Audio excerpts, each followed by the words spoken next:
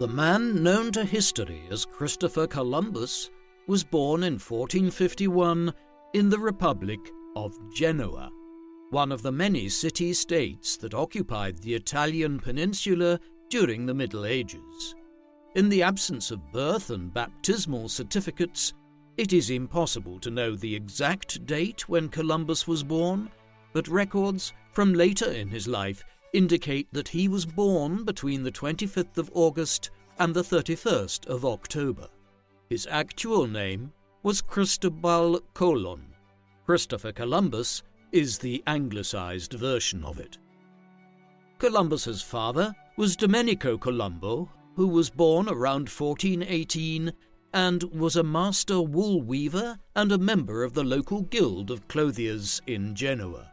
Around 1445, Domenico married Susanna Fontanarossa, the daughter of a prosperous family who lived near the Porto del Olivella overlooking the Bisagno River.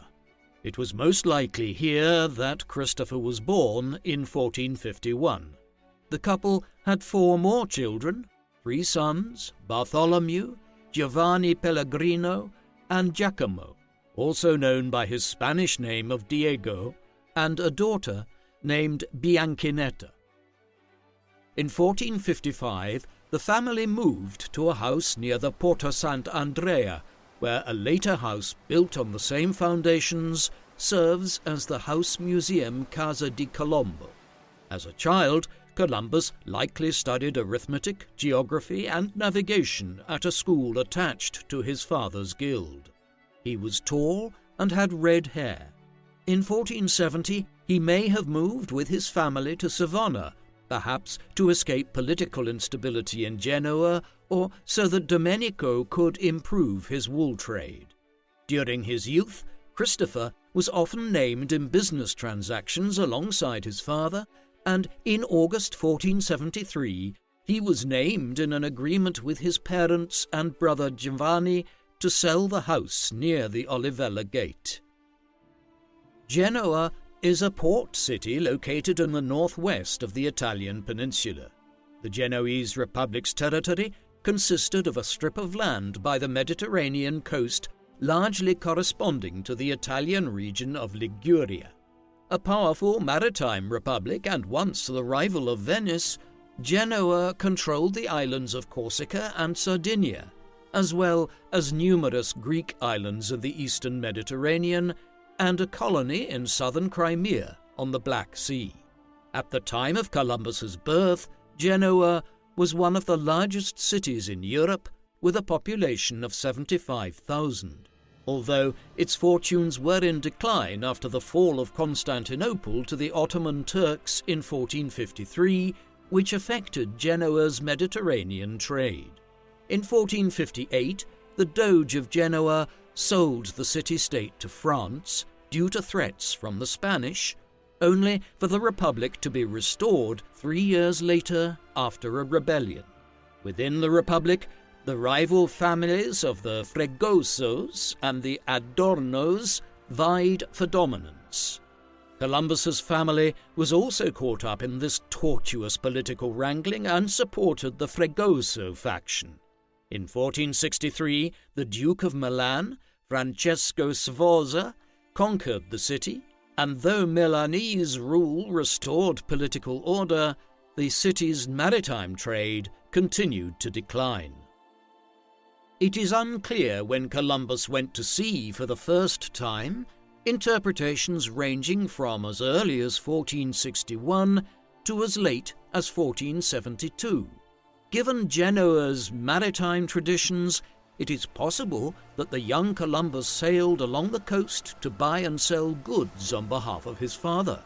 Between 1470 and 1472, he may have been on a Genoese warship fighting the Aragonese, a Spanish kingdom in the service of René of Anjou, the French duke who had briefly been king of Naples.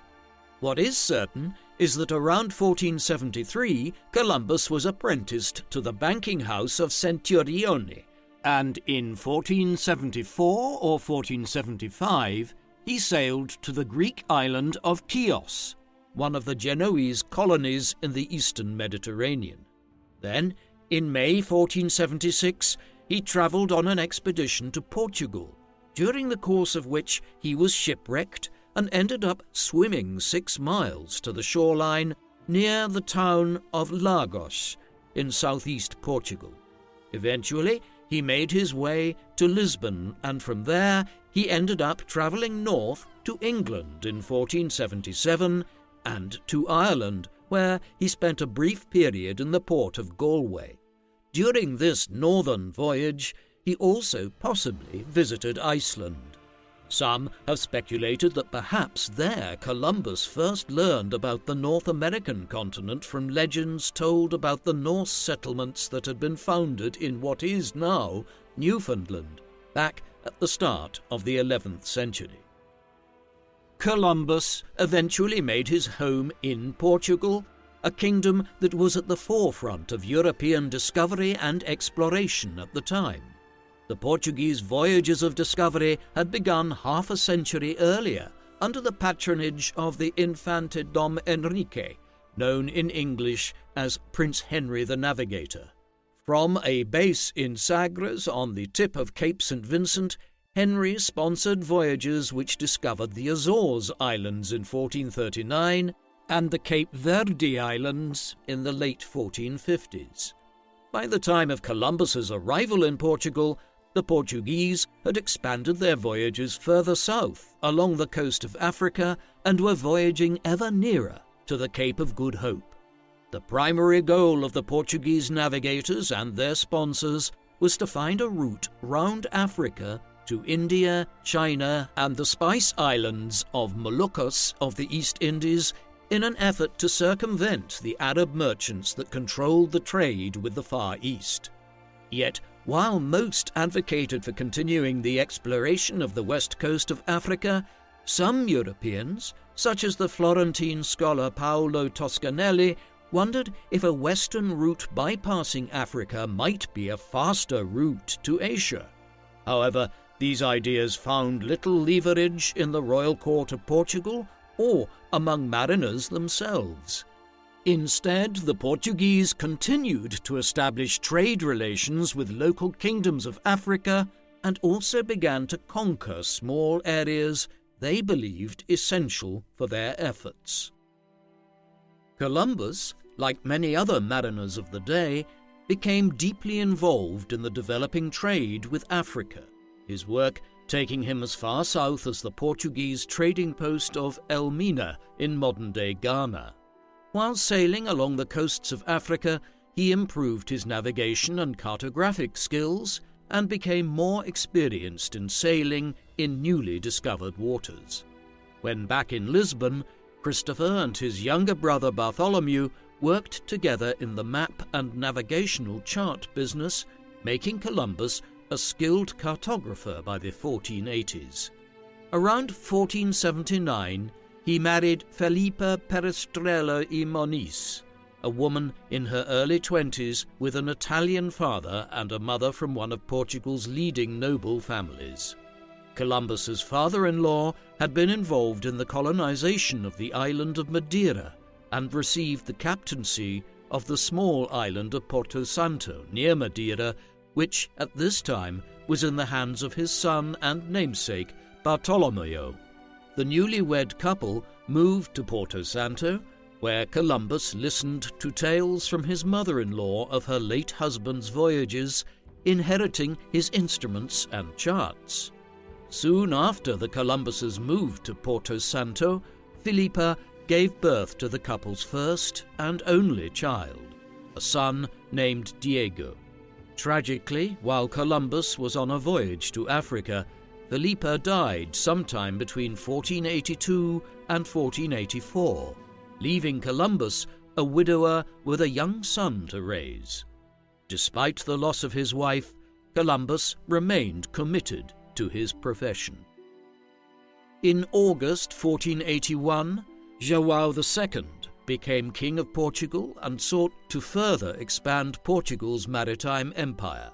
The following year, he sent Diogo Cao on a voyage to explore further south down the African coast, becoming perhaps the first European expedition to cross the equator.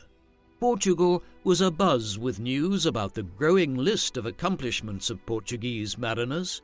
Columbus was widely read and was a master in several languages, including Latin, Portuguese, and Castilian. He also paid attention to news from abroad. In Lisbon, he heard stories of mariners sailing out of the port of Bristol in southern England, sighting land to the west of Ireland, and he corresponded with Paolo Toscanelli about his theories about the size of the Earth and the potential of finding a western route to Asia. In creating his theories, Columbus drew upon Toscanelli as well as geographers from the Islamic world and ancient Greece. He made his own calculations, which indicated that Japan, or Cipangu, as the famous explorer Marco Polo called it, was 2,400 nautical miles due west of the Canary Islands. Armed with these calculations, around 1484, Columbus asked King João for 3 caravels, small maneuverable sailing ships, for a westward expedition to Japan. After consulting with 3 experts, the king turned Columbus down.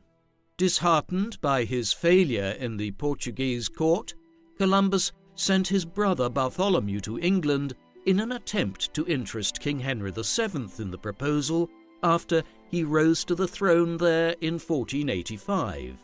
But the English monarch was likewise uninterested at that time, although he would sponsor similar voyages in years to come.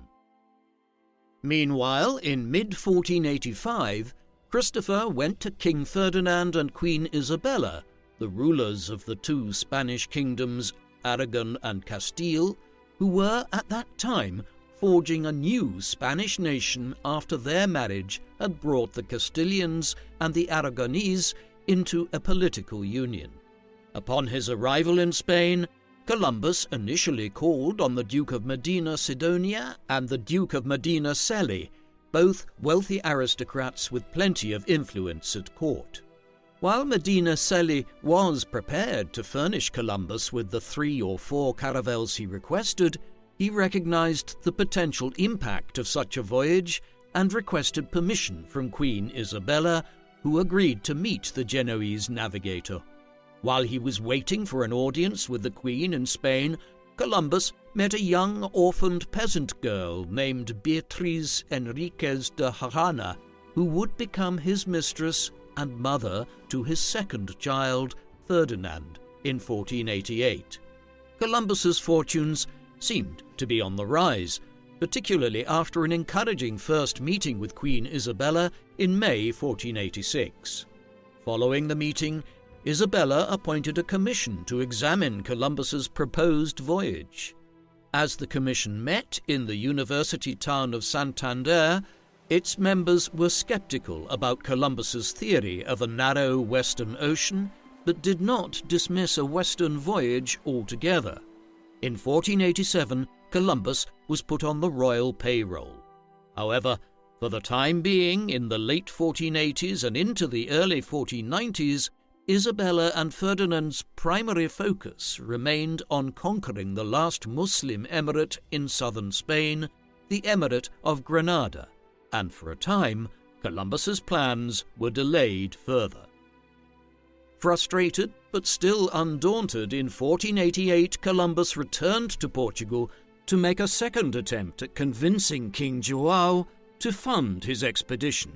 While he was in Lisbon, in December, another mariner in Portuguese employ, Bartolomeu Dias, returned from a voyage down the African coast.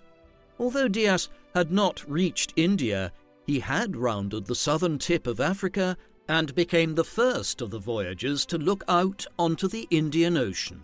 Dias's voyage established a viable eastern route to India, and the King of Portugal lost any and all interest in Columbus's proposed western route. Hence, between 1489 and 1491, Columbus returned to Spain to petition Isabella and Ferdinand. But he received word in 1490 that the commission established by Queen Isabella to investigate his proposed western voyage had finally reported and rejected Columbus's idea, claiming, among other things, that it would in fact take 3 years to sail west to Asia, thus making it a far less pragmatic option for the monarchs of Spain than sending their own ships around the continent of Africa. Yet, when Ferdinand and Isabella received the report, they neither accepted nor rejected it, but informed Columbus that his proposals might be considered once again after the conquest of Granada. After waiting for several months without any further information, Columbus considered going to France, where his brother Bartholomew was hopeful about the support of the King of France. But then a potential breakthrough came for Christopher while in Spain in the summer of 1491, when he was granted an audience with Queen Isabella, who was at the fortified camp of Santa Fe overseeing the siege of Granada. According to Ferdinand Columbus's biography of his father, written many years later, Columbus's idea was rejected yet again on this occasion, not because the committee found his ideas impractical, but because the king and queen were not prepared to accept his demands for titles and revenues. At this juncture, he had nearly resolved to head to France and commit to convincing the government there to support his plan. But in January 1492, the city of Granada, the last Muslim stronghold in the Iberian Peninsula, capitulated to the Spanish besiegers. With this, Isabella and Ferdinand suddenly became much more receptive to Columbus's proposals. Concerted negotiations commenced, and in April 1492, an agreement was finally reached. Columbus was to be sent westwards with 3 caravels and sailors paid for by the Spanish monarchs. The king and queen also agreed to appoint Columbus as viceroy and governor-general to all the lands that he might discover or claim in their name. Armed with these promises, Columbus left Granada on the 12th of May 1492 and arrived at the port of Palos de la Frontera on the 22nd of May 1492. The authorities at Palos were ordered by the king and queen to provide and refit 2 caravels, the Niña and Pinta, while Columbus himself chartered the Carack Santa Maria. It is important to bear in mind how small these ships that would discover the Americas were. The caravels were around 15 meters in length and 5 meters wide at its widest point, while the Santa Maria may have been up to 20 meters in length and around 6 meters wide. The white sails on the ships were painted with red crosses, a symbol of the religious piety of the admiral and the Catholic monarchs who sponsored his expedition. Columbus's flagship was the Santa Maria, with its owner, Juan de la Cosa, as second in command. Martín Alonso Pinzon and his younger brother, Vicente Yáñez Pinzon, captained the Pinta and Niña respectively. There is some evidence that Martín Alonso had been curious about a western passage to Japan before joining Columbus's voyage. On the 3rd of August, Columbus's fleet departed Palos for the Canary Islands. 9 days later, the Santa Maria and the Niña arrived at the island of Gomera in the Canaries. The Pinta, whose rudder had been damaged, would not arrive in Las Palmas until the 24th of August. Columbus and the rest of the ships arrived at Las Palmas on the following day and waited for the Pinta's rudder to be rebuilt under the supervision of Martín Alonso. On the morning of the 6th of September, Columbus's fleet weighed anchor, though unfavorable winds meant that it was not until the 9th of September that the ships left the Canaries behind and made their journey into the great unknown. Columbus's ships carried provisions for over a year, and if he sailed far enough, he was guaranteed to hit land. But he made a conscious decision to understate the distance he believed the fleet had travelled in order to make his crew believe that they were closer to home than they actually were. By the 19th of September, they were over 1,000 miles west of the Canaries, carried by favourable trade winds, but from the 20th onwards, the winds turned against them, enabling the admiral to reassure his crew that they would also have suitable winds for the homeward passage. The fleet made good progress during the first week of October, and by the 6th of October they had sailed further west than where Columbus had expected to find Japan. While Martin Alonso suggested changing course, the admiral continued west, hoping to hit China instead. At sunset on the 7th, noticing a flock of birds heading west-southwest, Columbus changed course to follow the birds, hoping they were headed for land. A couple of days later, the Pinzon brothers advised Columbus to turn back, and on the 10th, the crew of the Santa Maria were in open mutiny. The admiral quelled the mutiny by promising the men that they would sail on for 3 or 4 more days and turn back then if they did not reach land. After changing course back west late on the 11th, the Pinta's lookout, Rodrigo de Triana, sighted land at 2 o'clock in the morning of the 12th. Columbus gave orders to lower sail, and after daybreak he came ashore 33 days after leaving the Canaries. Columbus had succeeded in directing his fleet across the Atlantic. However, the lands he discovered were not the ones he believed they were. Columbus and his men had arrived in the Bahamas and set foot on an island known locally as Guanaani, which the admiral claimed for the Spanish crown as San Salvador. The visitors were greeted by the Taino people, a tribe that cultivated corn and made pottery, but were typically unarmed and naked. Columbus declared to the natives that he was sent not to subjugate you, but to teach you the true religion. Writing in his journal, which he intended to present to the sovereigns, Columbus believed that these Indians would be useful as servants and was deeply impressed with what he saw as the goodness of the culture of the people. Given how far he sailed, Columbus was certain that he had reached the Indies, though the poverty of the Indians he encountered convinced the admiral that he had not reached Japan.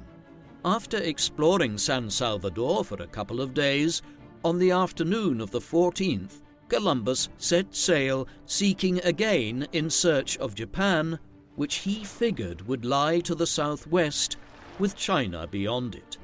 Through hand gestures and other signals, the Taino were able to supply and guide Columbus to the island of Rum Cay, and thence onto Long Island by the 16th. It took several days for the natives to understand that the Spaniards were looking for gold, and Columbus's men went from island to island marvelling at the unknown flora and fauna, but without finding either gold or Asia. Convinced that he was only a day or two away from Japan, on the 23rd of October, Columbus set sail for Cuba, which he believed, from what the natives had indicated, might be Japan. After arriving there on the 28th, he described the place as the most beautiful that eyes have ever seen, full of very good harbours and deep rivers. When he did not find any sign of the gold, pearls, and precious stones that Marco Polo wrote of in his description of Japan, Columbus concluded that he must be on the Chinese mainland. Persuaded by the local Taino that the city of Quinsay, Marco Polo's designation for the Chinese city of Hangzhou, was some 25 miles to the south, Columbus dispatched an embassy to the Grand Khan, headed by the Arabic interpreter Luis de Torres, carrying an official letter of credence from Ferdinand and Isabella. On the 5th of November, the delegation returned to report that all they had seen was a village of several hundred people living in thatched huts, and the man they hoped would be the Emperor of China was merely a local chieftain, or cacique. Yet, in their quest for gold, they had stumbled on local Tainos rolling cigars and smoking tobacco, a crop that would soon become quite valuable. Although disappointed not to have found any trace of the Chinese emperor, Columbus wrote in his journal intended for the king and queen that the Indians would make good Christians.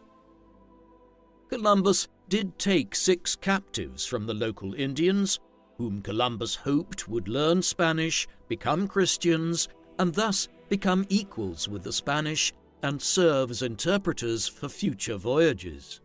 However, Columbus wrote in his diary that we might form great friendship, for I knew they were a people who could be more easily freed and converted to our holy faith by love than by force. On the 10th of November, Columbus sailed east, heading for the island of Baneque, since identified as Great Inagua, where the Indians spoke of beaches covered in gold. By the middle of November, the fleet was struggling against the wind, and Columbus decided to turn back to Cuba. After stopping off at various harbors there, on the 5th of December, the admiral reached the eastern extremity of the island and was planning another attempt at Baneque when he decided to take advantage of favorable winds to cross over to the island to the east, which the Taino called Haiti. Columbus named the new land Hispaniola, subsequently Latinized as Hispaniola. On the 16th of December, he entertained a local chief there and was encouraged by the fact that the people here wore gold jewelry. The chief and other locals informed him that the gold lay further to the east, and they duly sailed along the northern coast of Hispaniola in search of it. By the 22nd, Columbus arrived at Ackle Bay and was receiving gifts from the natives, which included small pieces of gold. He received messengers from Guacanagari, the supreme chief in northwest Haiti, who informed him that the precious metals they had were from a region of central Hispaniola that they called the Cibo. Perhaps this was where Marco Polo's Kipangu was to be found, Columbus speculated. On Christmas Eve, Columbus sailed east, hoping to spend Christmas Day with Guacanagari. On the night of the 24th, after rounding Cape Haitian, the Santa Maria ran aground while those on board were asleep, lulled into the false sense of security provided by the bay. Alerted by a small boy who remained awake, Columbus realized that the ship was taking in water and ordered Juan de la Cosa to take steps to save it. But instead, the Santa Maria's owner sought refuge with the Niña, whose captain ordered him to go back to save his ship. By the time he returned, Columbus was forced to abandon the Santa Maria and evacuate her men and stores to the Niña, a task carried out with the assistance of Guacanagari and his subjects. After meeting Columbus on the morning of the 26th, the cacique presented the admiral with gifts of gold and gestured where to find a mine with a great abundance of gold. When Guacanagari expressed his fears about the allegedly cannibal Caribs who lived there, Columbus showed the chieftain the bows and arrows and muskets salvaged from the Santa Maria and won his trust. Many Spaniards begged to remain behind to profit from the local mine. Columbus ordered a fort to be built on the site, which he named La Navidad. 39 men, led by Diego de Hrana, the cousin of Columbus's mistress Beatriz, stayed behind at the new settlement. Following reports from Indians that the Pinta, which had sailed away from the main fleet some weeks earlier, had been sighted further to the east, after bidding farewell to his host on the 2nd of January, Columbus set sail on the 4th. By the 6th, he found the Pinta, sailing in his direction, and welcomed Martin Alonso aboard. Both men defended their conduct on their day of separation, and Pinzon reported to his superior that while he had reached Paneque, he found no gold there and sailed south to Hispaniola and reached the peninsula of Monte Cristi 3 weeks earlier. By this time, Columbus and the other senior mariners were coming to the conclusion that the time had come to return to Spain to report on their discoveries, even if they had not located Japan, China, or a major source of gold. Thus, in mid-January, they turned back east and headed home. During the return voyage in mid-February, Columbus composed a letter which he intended to submit to the King and Queen when he arrived back to Spain, one which outlined his discoveries and made the case for a second voyage. He claimed that Cuba was China and told tales of Hispaniola and its gold, even though he had found no major source of the precious metal. Soon after finishing the letter, the fleet was caught up in a terrible storm, and the two caravels lost sight of each other. After praying for salvation, the wind died down on the 14th, and on the 17th they arrived at the island of Santa Maria in the Azores. Since he was in the service of the Spanish monarchs, Columbus had sought to avoid any Portuguese territory, but the damage to the Niña forced him to make repairs and take on provisions. Upon his arrival, Columbus proudly announced that he had discovered the Indies, but the deputy captain of the island was unconvinced and ordered the arrest of half of the Niña's crew, though he later relented. By late February, Columbus set sail for Palos, but another storm blew them towards Portugal, and rather than risk sailing round the coast, Columbus sailed into Lisbon on the 4th of March. As Columbus sat at anchor, none other than Bartolomeo Dias came aboard as the second-in-command of a Portuguese warship and invited Columbus to an audience with the king. The admiral refused, but agreed to show his credentials from Ferdinand and Isabella, after which he was welcomed into the city. A few days later, he met King João, who congratulated him for his accomplishment, but claimed the newly discovered lands for the Crown of Portugal under the terms of the 1479 Treaty of Alcachovas, which recognized Spanish dominion of the Canary Islands and Portuguese sovereignty over the Cape Verde Islands and West Africa. After further questioning about his discoveries, Columbus was dismissed on the 11th, and on the 15th of March, the Niña arrived back in Palos with the Pinta, last seen a month earlier, following close behind. While at Seville in early April, Columbus received word from the King and Queen in Barcelona confirming his titles and privileges and ordering preparations for a second voyage. The admiral drew up a plan of colonization for 2,000 settlers to be distributed across 3 or 4 towns in Hispaniola, each with a church and sufficient clergy. He also set out regulations governing the gathering of gold. Even before Columbus's arrival at court in Barcelona at the end of April, Ferdinand and Isabella had sent news of Columbus's discoveries to Pope Alexander VI, a Spaniard by birth, who issued 4 papal bulls confirming Spanish sovereignty over not only the lands which Columbus had discovered, but any future lands 100 leagues towards the west and south from any of the islands commonly known as the Azores and Cape Verdes. After negotiations with Portugal, the line of demarcation was moved to 370 leagues west of the Cape Verdes through the Treaty of Tordesillas of June 1494. In their formal instructions from the end of May, Ferdinand and Isabella ordered Columbus to sail to the Indies for the purpose of converting the natives, taking care that they were treated very well and lovingly, and to punish any Spaniards who mistreated the Indians.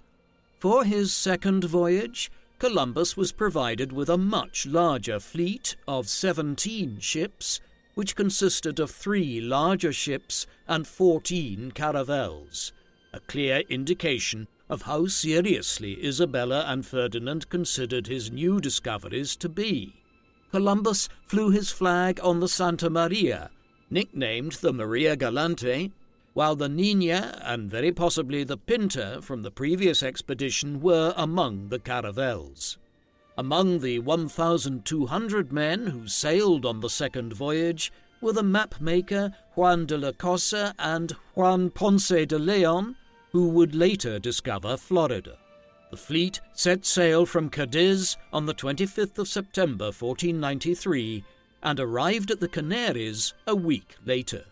On the 7th of October, the fleet sailed west, and Columbus plotted a southwest course in an attempt to find the fabled Isle of Matanino en route to Hispaniola. After a relatively smooth passage, land was spotted early on Sunday the 3rd of November, prompting Columbus to name the island Dominica. Following an unsuccessful attempt to find a harbour, the fleet sailed on. After claiming a small island, named Maria Galante after the flagship, the fleet continued north along the Lesser Antilles. On the 4th, they arrived on an island which Columbus named Guadeloupe, after the famous Spanish monastery in Estremadura. 6 days later, the fleet set sail, passing islands which he named Montserrat and Antigua. After passing the 3 islands of St. Kitts, St. Eustatius and Saba, Columbus made land on the 13th at an island he named Santa Cruz, after the Holy Cross, now known by the French form Sainte Croix. Following a skirmish with a small group of local Caribs, during which a Basque seaman was mortally wounded, Columbus headed for a chain of islands which Columbus named St. Ursula and the 11,000 Virgins, after a medieval legend which told of the daughter of a Cornish king who went off to sea, accompanied by 11,000 young women who were also eager to escape being married off.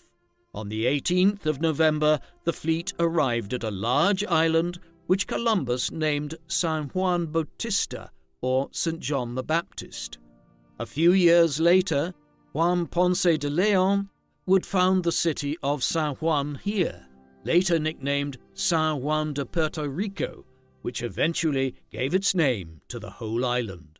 After collecting water and provisions, including a large haul of fish, the fleet left Puerto Rico on the 22nd of November and headed for Hispaniola, following the instructions of the Taino guides. As they arrived at the flat eastern tip of the island that evening, some of the veterans from the first voyage were unconvinced that it was the same island, since they had only encountered the mountainous northern coast of Hispaniola, but the natives assured them that this was so. The fleet sailed west along the northern coast of Hispaniola and soon reached the bay from where the first expedition had departed homewards at the beginning of the year. Keen to learn the fate of the colony of Spaniards he had left behind at La Navidad, the fleet arrived on the night of the 27th of November, where flares were made without a response from the fort. In the night, a group of Taino approached in a canoe led by one of Guacanagari's cousins, who informed Columbus that the settlers were well, but some had died of illness, while others were killed in a quarrel.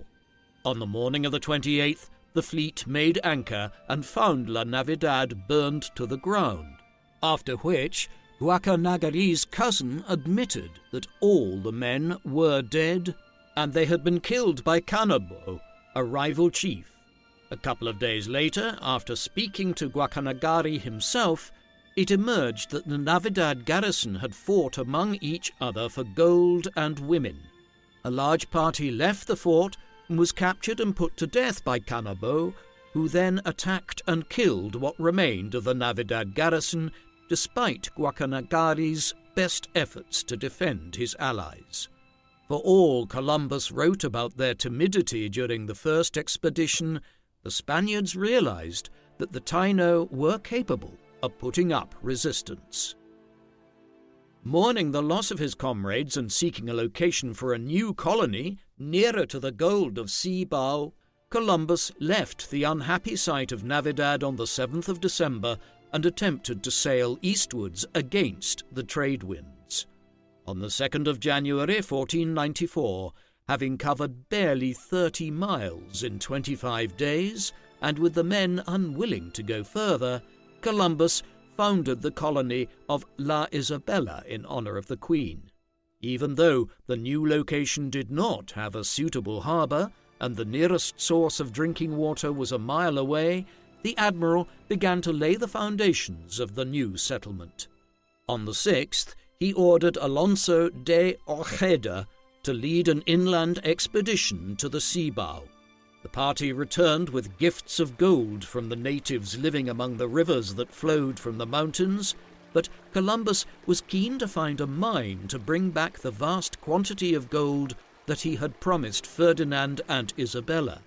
However, with the men at La Isabela falling sick, on the 2nd of February Columbus decided to send 12 ships back to Spain under Antonio de Torres to request further supplies, leaving behind 2 bigger ships and 3 caravels.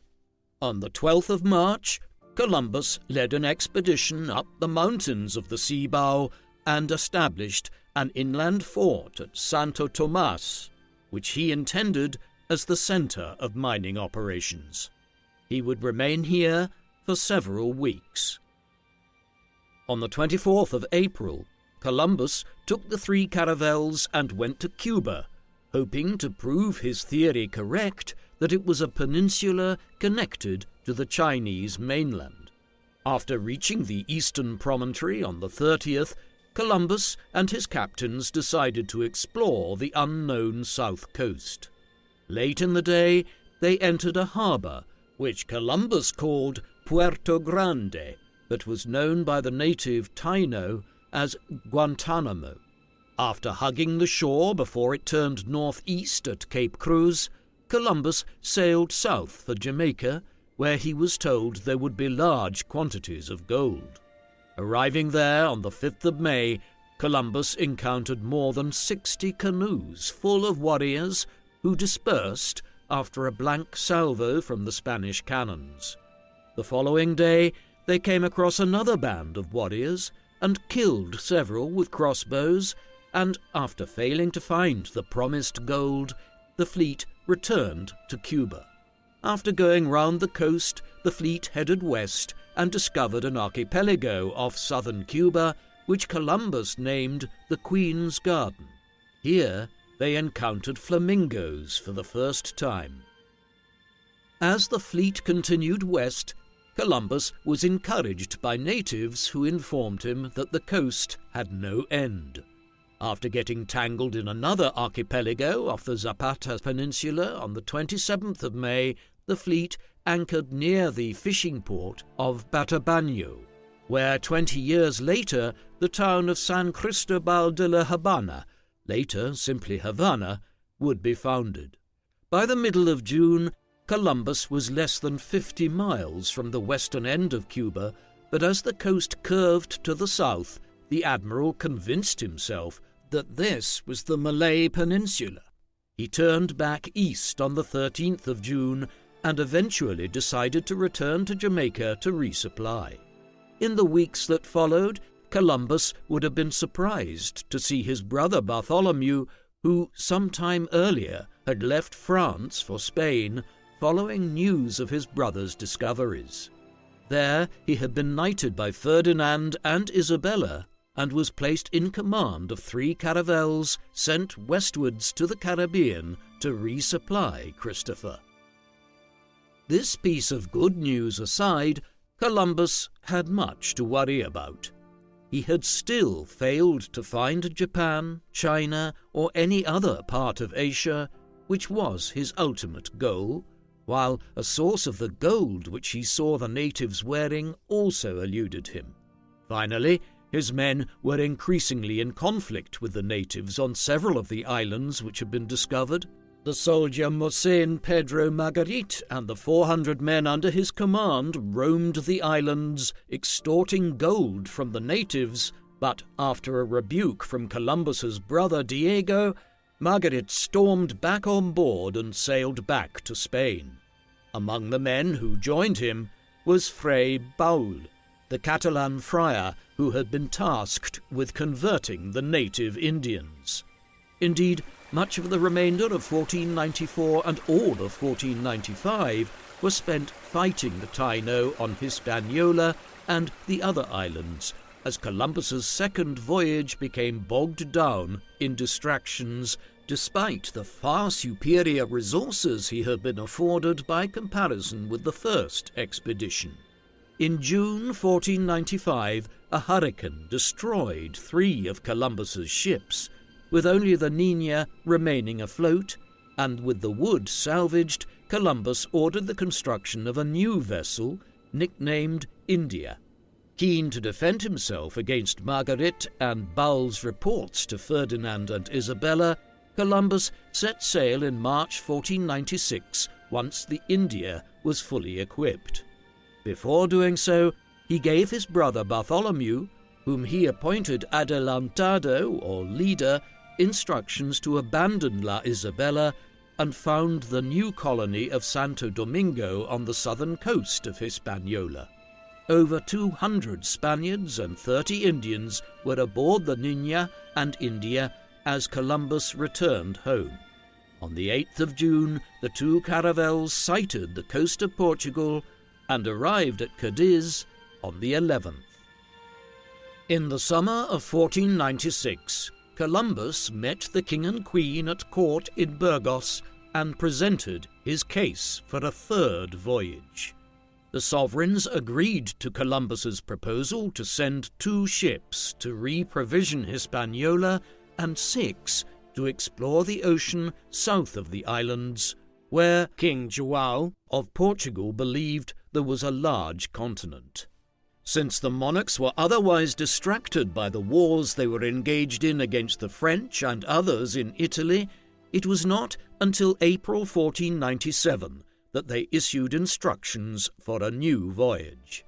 In January 1498, the Niña and India were sent ahead to Hispaniola, while Columbus chartered 6 further ships, which consisted of the admiral's flagship and 5 caravels. Columbus's third voyage began on the 30th of May 1498, and after anchoring in the Canaries on the 19th of June, the admiral ordered 3 caravels to sail to Hispaniola via Dominica and Puerto Rico, while he took the rest to the Cape Verdes. On the 4th of July, Columbus set sail for the Indies on a southwest course in his attempt to validate the theory of a large continent south of the Caribbean islands. In late July, he passed an island with 3 mountains to the west, which Columbus named Trinidad.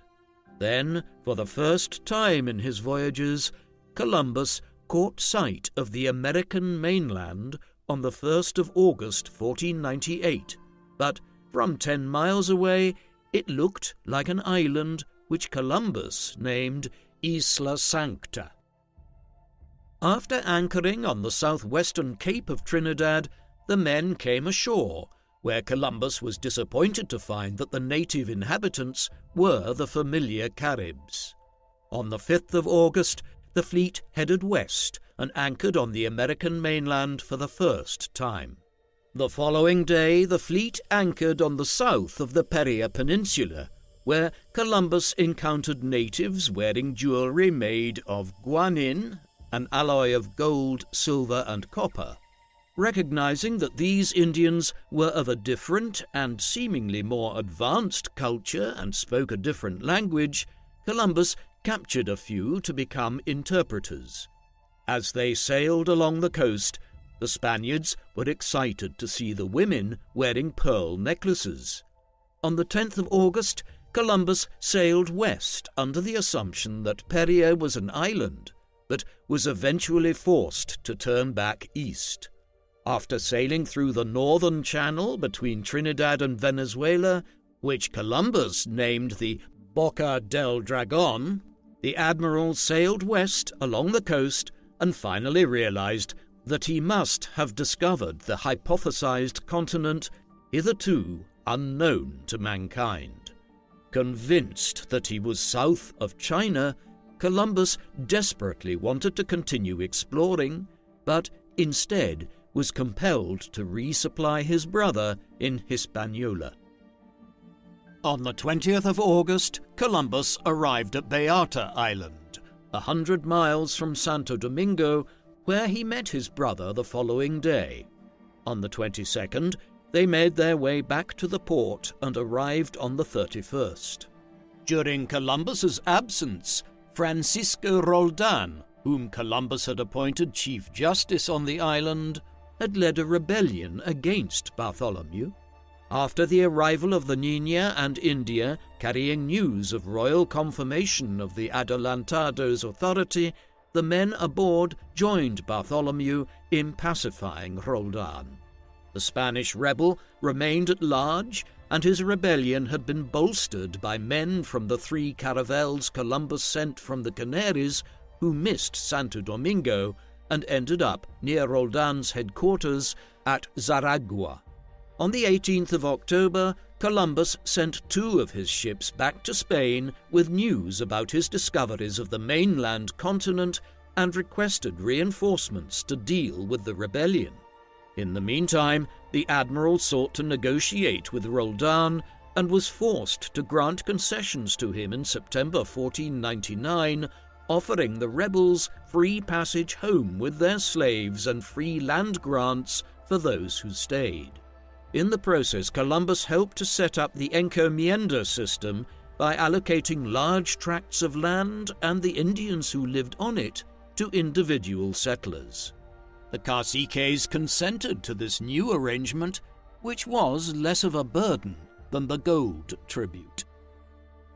While Columbus struggled to restore order on Hispaniola, he received news that Alonso de Ojeda had obtained permission to lead a voyage of his own, reaching the Gulf of Paria, and continued his discoveries on the mainland, which he named Venezuela. The Florentine Amerigo Vespucci, who joined this expedition, would later lend his name to the whole continent, America being named after Amerigo, who published some pamphlets back in Europe in the years that followed, advertising the discovery of the new continent which now bears his name. Ojeda was not alone in undertaking such voyages independent of Columbus. Vicente Yanez Pinzon carried out his own expedition in 1499, discovering the mouth of the Amazon River and large parts of the Brazilian coast, before doubling back to Peria and Hispaniola. These voyages, carried out without the knowledge of the Admiral of the Indies, were a sign that Ferdinand and Isabella were running out of patience with Columbus's promises of gold and a sea route to Asia. But worse was to follow. In July 1500, Francisco de Bobadilla sailed for Santo Domingo as royal commissioner with authority over the admiral. Upon his arrival in August, Columbus was arrested and sent back to Spain to answer for why the monarch's resources had been squandered. Columbus returned to Spain in chains and arrived at Cadiz at the end of October, but it was not until mid-December that he, as well as his brothers Diego and Bartholomew, who had also been arrested, were released and summoned to court. There the king and queen treated them graciously, but were distracted by a new round of hostilities in Italy. Even with these conflicts, the monarchs continued to grant charters for new voyages to explore more of the American continent, further diminishing Columbus's role in the governance of America. For instance, on the 3rd of September 1501, Isabella and Ferdinand appointed Nicolas de Ovando as governor of the Indies, while Ojeda and Vicente Pinzon were allocated their own fiefdoms in the Americas. After Ovando set sail in February 1502, Columbus requested ships for another voyage, hoping to find a western passage to India, which he expected to be west of Cuba. On the 14th of March, he received royal authorization for a fourth voyage. This time, the rulers of Spain instructed him to finally find the western route to Asia and to sail around the world. On the 9th of May, 1502, Columbus left Cadiz with a fleet of 4 caravels and around 140 men on board on what would be his fourth and final voyage to the Americas. After stopping off at the Canaries, the fleet began its ocean crossing on the 25th. Although aiming for Dominica, in mid-June they arrived to Martinique. Despite being warned by the monarchs not to call at Hispaniola on the outbound voyage, Columbus arrived there at the end of the month, seeking to replace one of his ships, which he deemed too unwieldy for exploration.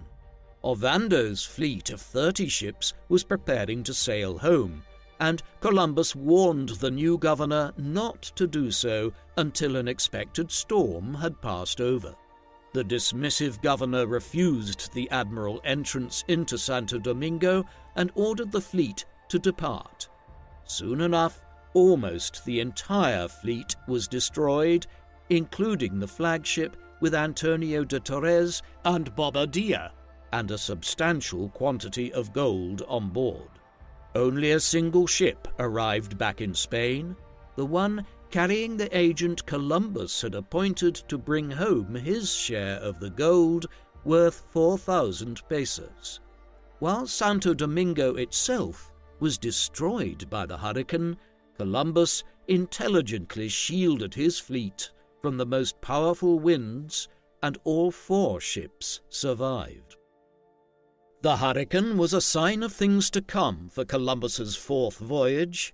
From the end of July to mid-October, the fleet sailed along Central America, trying to find the straits that would carry them westwards to what Columbus imagined was the Indian Ocean. After reaching land on the northern coast of Honduras on the 16th of August, the fleet sailed east and then south along the eastern coast of Nicaragua towards Costa Rica. In early October, the fleet sailed into a channel which for a brief moment appeared to be the desired straits, but instead turned out to be a wide bay which the admiral named Almirante Bay. Over the next few days, Columbus was made to understand by the natives that there were no straits, and he was on an isthmus which separated him from what he still believed was the Indian Ocean. He consoled himself that these natives wore large gold discs on their chests as jewelry. For the remainder of the year, the fleet sailed along the coast of the Veragua region to Panama, which the Indians identified as a great source of gold. The fleet spent Christmas and New Year of 1503 anchored within sight of the location where the Panama Canal would be built 4 centuries later. On the 6th of January 1503, Columbus set up camp near a river he named Belen, which was intended as a base for exploring the promised gold of Veragua. The Spanish soon obtained permission to explore from the local cacique of the Guaymi tribe, and at the beginning of February they managed to find a source of gold richer than any in Hispaniola.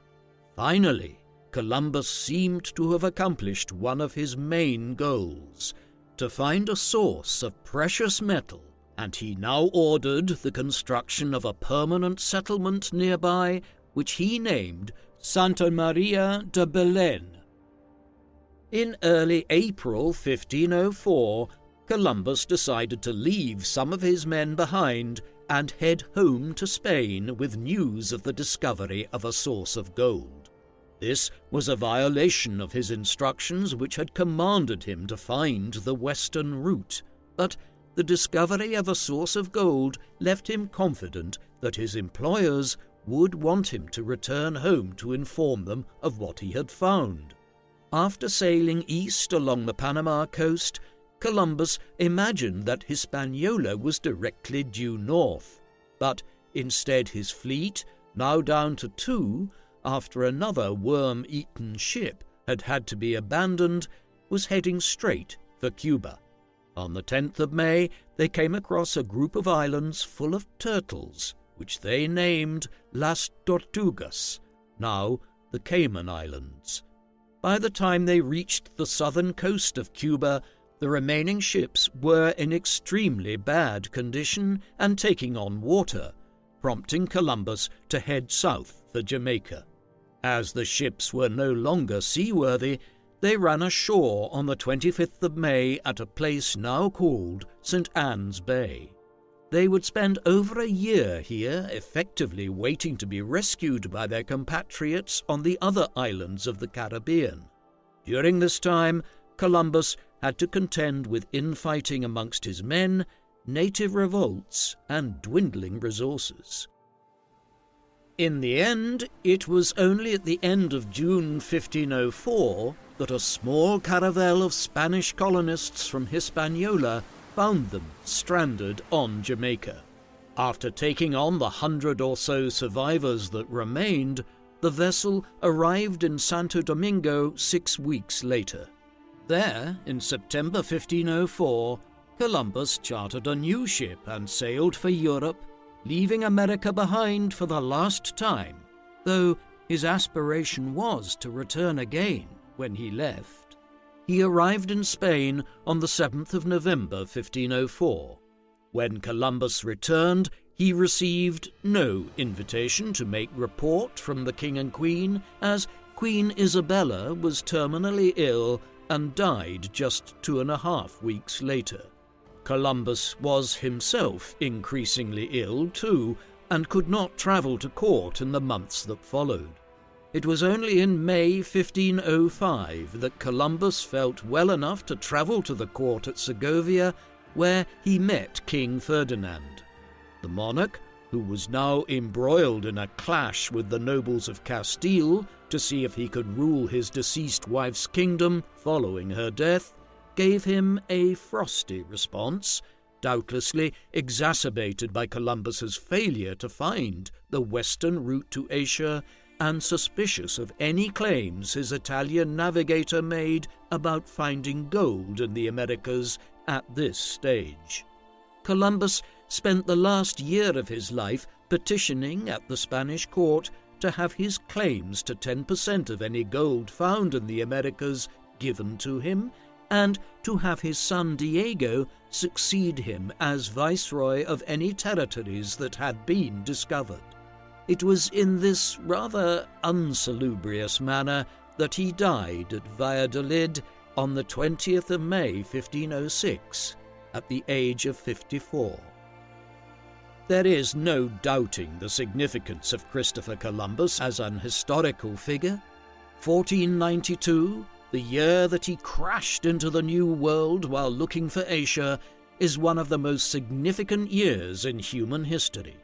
Some modern descriptions of him as a navigator who simply got lost are not accurate. He was correct in his analysis that a western route existed to Asia. He just hadn't realized there was an enormous landmass in the way. His success lies in his persistence in petitioning at various European courts all through the 1480s and early 1490s for an expedition to be undertaken westwards when all the monarchs of Europe were more interested in further exploring the route to Asia around Africa. Admittedly, though, in this age of intense European overseas exploration, someone was going to discover the Americas before very long. It is worth remembering that John Cabot, Another Italian explorer in the service of King Henry VII of England was actually the first person to reach mainland America in early modern times when he arrived there in 1497, at a time when Columbus and the Spanish were still exploring the islands of the Caribbean. As such, had Columbus not rediscovered the New World in 1492 in the way that he did, someone else would have done so before long. His accomplishments would not have satisfied him. Ultimately, when he died in 1506, he did so believing his work to have ended in failure, as the western route to Asia was not found, nor riches obtained. It would be 14 years before Ferdinand Magellan sailed around the southern tip of the Americas in 1520 before the western route into the Pacific Ocean was located, right around the time that Hernán Cortés was conquering the Aztec Empire in Mexico and setting Spain on the road to obtaining vast riches from the Americas. Had he lived to see those events, Columbus might have believed his life's work had ended in success. What do you think of Christopher Columbus? Was he a visionary who should be credited with discovering the Americas, or would someone else have founded the New World before very long if he hadn't done so? Please let us know in the comment section. And in the meantime, thank you very much for watching.